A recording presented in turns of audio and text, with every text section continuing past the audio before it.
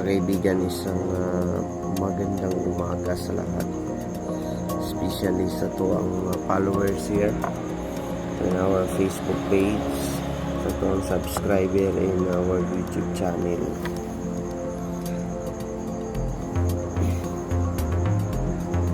Natarong sa post, no?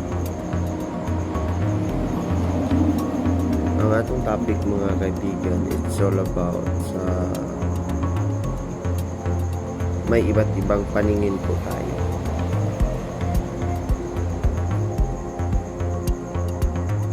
Na kung saan ay sa paningin na yun, magkaiba-iba po ang interpretasyon natin sa iba't ibang buhay ng tao.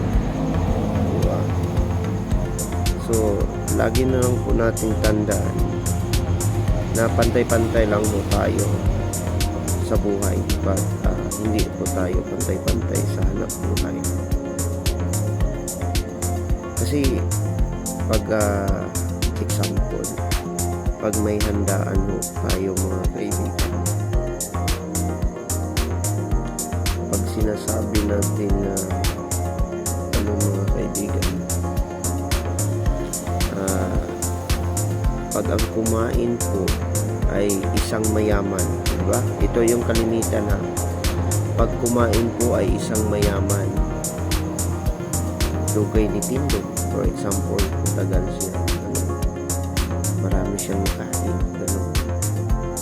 Iba po yung tawag natin, may gana siyang kumain. Pero pobre gani pag mahirap yung kumain ng matagalan, patay din. Yan ho ang masakit, mga kaibigan. How the we oppress people. It's so oppressive. Pag may sakit sa balat, pag mayaman, allergic lang yan. Allergic. Pag sa pobre, ano na yan, kaliskis or sangla, ganun, diba? So ganun ka oppressive or ganun ka ang mundo ng ginagalawan natin. Yan ho ang masakit, diba? Pero okay lang po yun. Importante, may pananalig tayo sa Diyos. Kasi ang kalimitang naaapi yung mga maliliit na tao, yung walang ranggo, diba? Which is the weak, yung mga mahihinang tao.